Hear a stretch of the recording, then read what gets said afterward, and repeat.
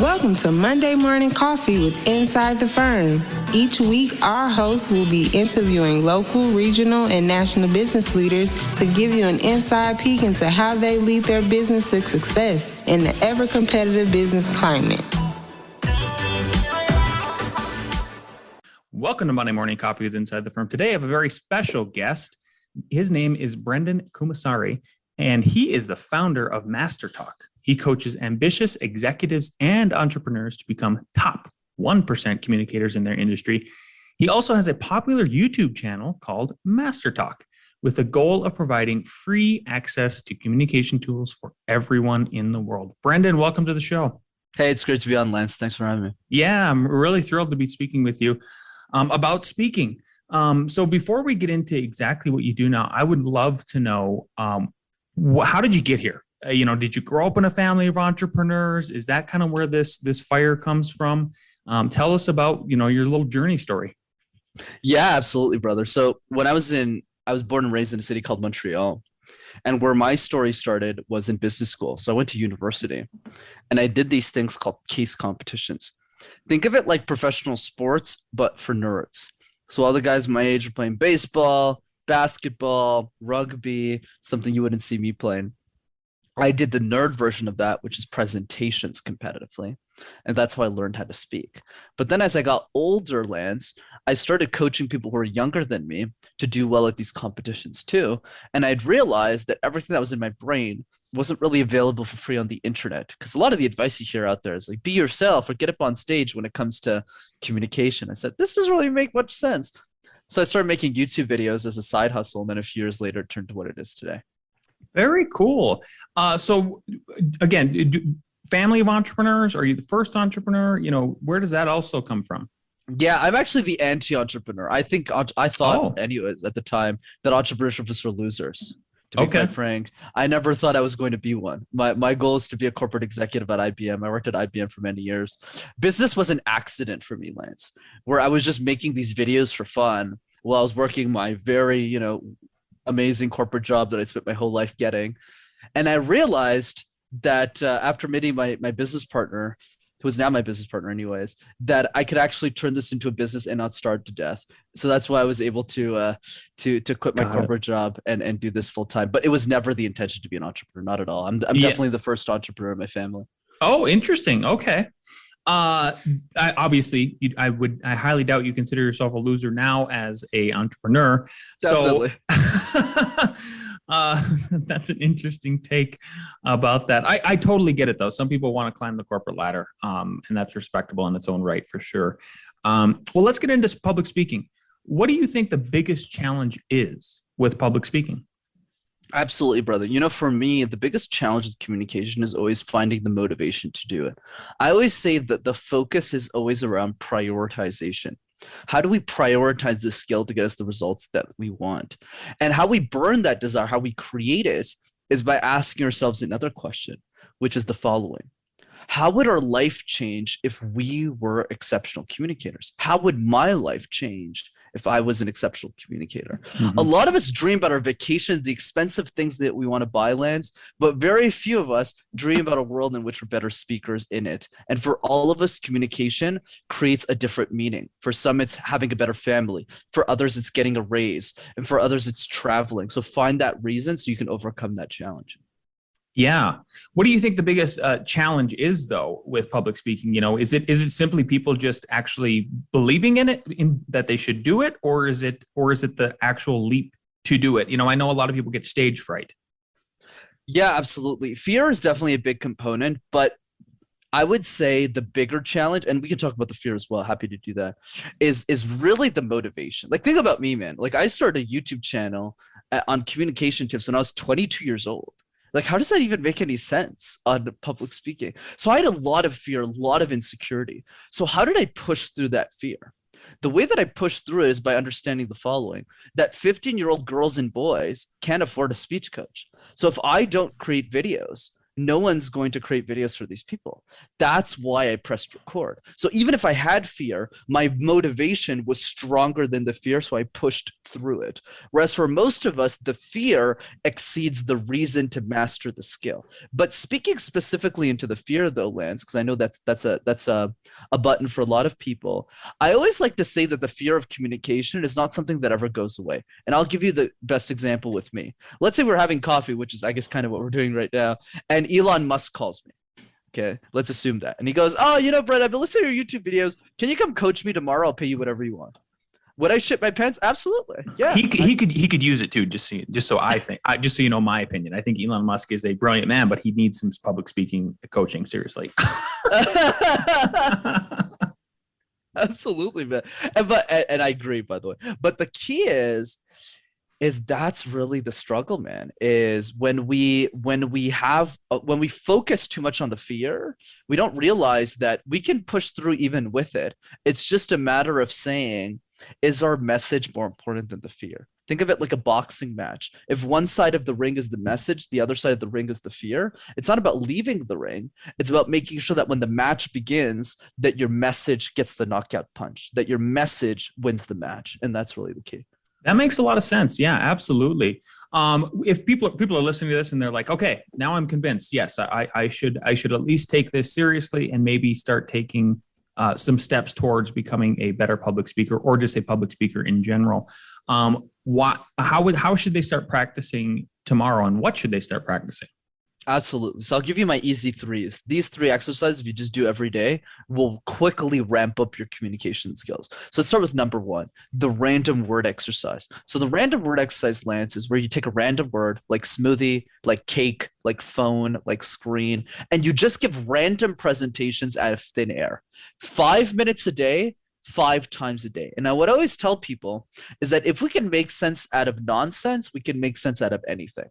And random words are a great example of this. Because if you talk about mangoes randomly in a presentation, you can talk about anything that you already have an expertise in. So that's exercise number 1. I suppose that's kind of akin to that.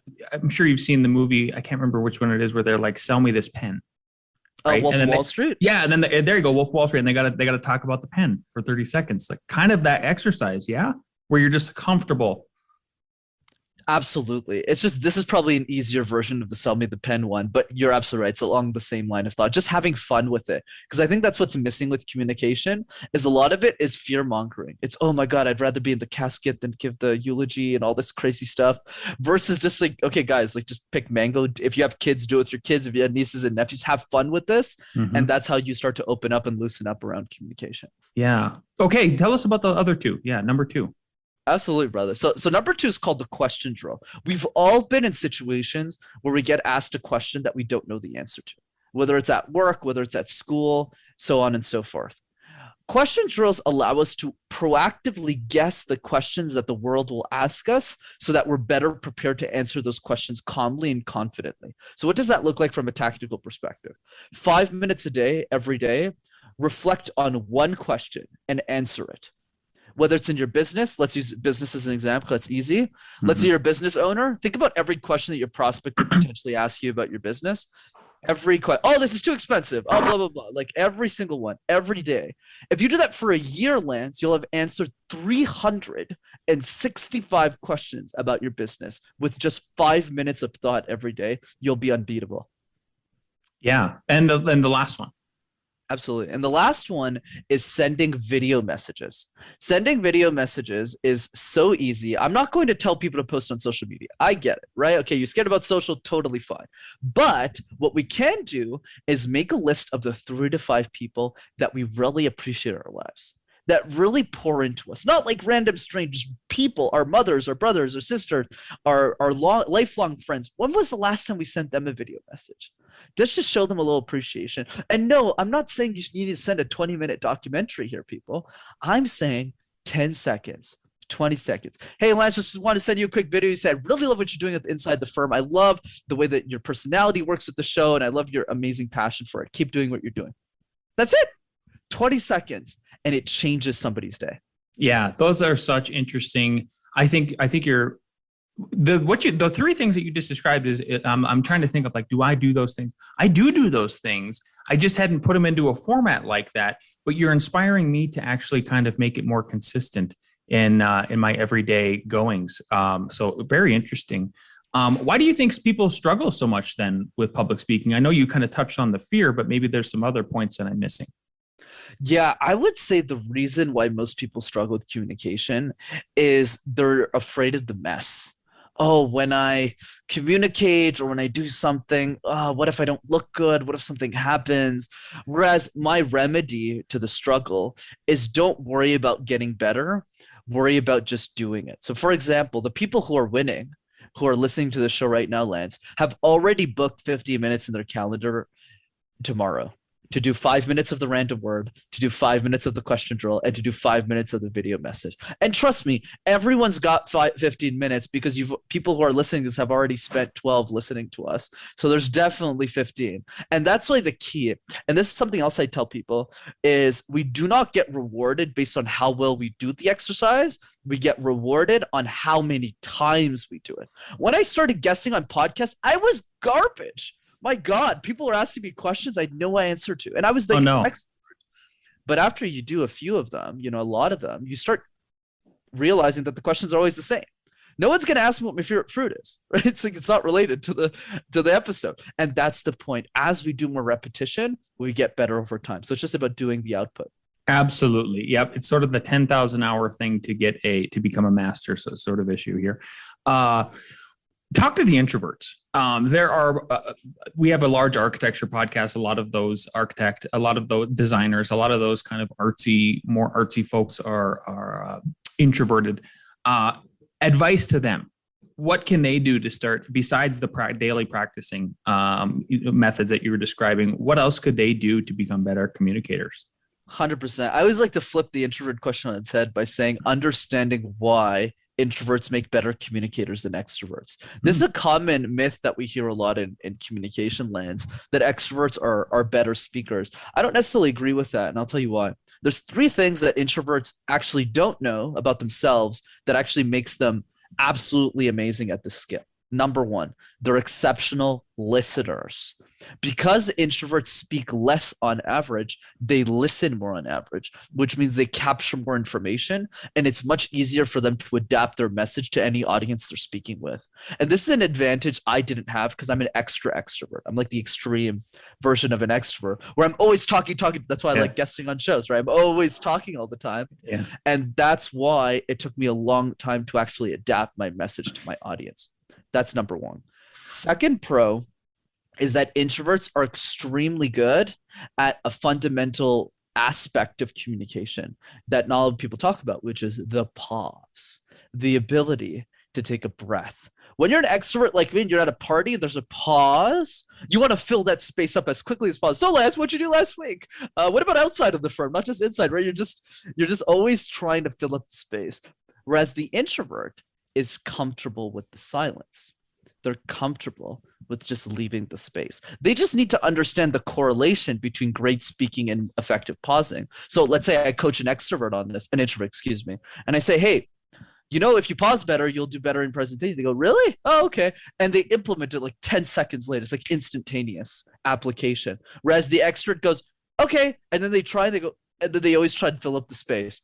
So that's the second advantage. And the third one, which is the most important one, is that introverts are more accessible. Gary Vaynerchuk, I love the guy, but you either love him or you hate him, okay? But Brene Brown, everyone loves her. No one's going to say, I hate Brene Brown. Just saying that can get you in trouble. Just saying that can put you in jail. And that's really the key. Introverted speakers are more accessible to the general public. Great breakdown. Let's go back to your YouTube channel. I just started a YouTube. We have a YouTube channel for Inside the Firm, obviously, but I also started a YouTube channel for just a passion of mine, which is fishing. And I would love to hear from a successful YouTuber who is coupling this with entrepreneurship, obviously, because you make money off of it, and then obviously what it brings to you, clients and whatnot. Tell me about that journey from start to finish, if you would, kind of like. Maybe some surprises that you got out of starting the YouTube channel. It's a kind of a foreign concept to most people starting a YouTube channel? Because we all watch YouTube, but starting it is much different. And actually being a YouTuber is much different. I would just love to hear your perspective. 100%, brother. So here's what I'll say about YouTube. YouTube is the Olympics of content creation. You're up against the best creators on the planet and vying for people's attention, which isn't the same case for all the other socials. Instagram, TikTok, LinkedIn, and even, blogging and podcasting. You're up against some really good people, but the talent level is completely different. So if you go, for example, from YouTube, like I did, to like LinkedIn, okay, that's like really easy to create content for. Whereas when you're on YouTube, everything needs to be thought of end to end. So here's a couple of things that I learned. The first one is that the people who win on YouTube think in decades, not days. So they don't say, where is my YouTube channel going this next 6 months? How do I hit 100,000 subscribers? They go, what would this YouTube channel look like in 10 years from now? Right? Let's say we take one of the most successful content creators on the platform, Mr. Beast. Yeah, he is young. He's like 24 or something, but he started on YouTube and he was like 14. Wow. You know what I mean? Like he's been in the game for almost a decade. Just a lot of people don't know that. And, he started with the laptop. So having that 10-year outlook on YouTube is very crucial to success. And that's why most people lose on YouTube. They're not able to stay consistent enough for a long enough period of time. That's number one. The second piece is quality is exponentially more important than quantity on YouTube. You're better off posting once a week. That's gold, like straight shot gold. That's absolutely well edited, really well produced, thoughtful, versus presenting like average content 3 times a week. No one will watch it on YouTube. And I'll give you an example with podcasting that I always tell hosts is if I have a decision to watch like a Zoom call on a YouTube video or watching Lewis Howes's $1 million production studio of him interviewing someone, I'm always going to pick Lewis on YouTube. But that's not true on podcasting. If it's just audio, you can compete on an equal playing field, because architects is an example we want to hear from you because you know their business really well and what they're doing. But that's not true with video. You have a lot more competition. So that's the second piece. So I actually spent a lot of money on my YouTube channel relative to my personal income. So when I had started my channel, I was probably making like 40 grand after tax, because we have a big tax bracket in Canada. Oh yeah. But I spent 25% of my personal income on my YouTube channel because I really wanted it to look good. I really wanted to look nice and punchy, and I script every single one of my videos word for word. So it's a full-time job on its own. Last piece of advice is the best way to figure out if you want to be a YouTuber is to just start. Post a couple of videos, have fun with it, and see if you want to do this for a long period of time, because it's tough. Even once a week, it's tough. Yeah, 100%. I really appreciate the advice about just quality over quantity. Because that makes me feel better about only maybe getting one good video out, one that I feel really good about, like you said, like it's got to be from front to back. For me, with fishing, like you got to make fishing exciting for people. And a lot of people think it's like boring and everything. So thank you so much for unpacking that. Let's move to books. We have a lot of people that listen to the show and they obviously read books. Any book recommendations you'd recommend for speaking? Yeah, 100%. I'll give one, Lance. Thirst by Scott Harrison. So Thirst by Scott Harrison. Scott Harrison's the CEO of Charity Water. He started a nonprofit to help the world gain access to clean drinking water. And the reason I always recommend that in the context of the work that I do is he's a practical representation of what can happen if you apply everything that we talked about today, the random word, the question drill. When Scott gets on a stage, he has the highest level of risk in a presentation. Here's what I mean by that. Is if he messes up, literally people go without water. So people literally die if he doesn't raise enough money, which is kind of crazy if you think about it. Mm-hmm. So he has a lot of pressure to be successful as a keynote speaker whenever he's communicating an idea. And the other reason why I love Scott's book is you can see how he's implemented storytelling and public speaking in the brand that he's created with Charity Water. So it's a very practical story and a read about how a nightclub promoter in his early 20s went from selling booze to clubs in New York City to building the biggest water charity in America purely through storytelling. So I highly recommend the read. Excellent. Okay, moving on to some other just kind of off-topic sort of questions / topic is one in your profile on Podmatches where we kind of connected. And one of the things you said is, I'm the easiest guest you'll ever have. Ask me anything at all. So I'm happy to take you up on that challenge about asking you anything at all. Let's do it. I'm sure you're an extrovert of an extrovert. I can tell you're a very fun guest.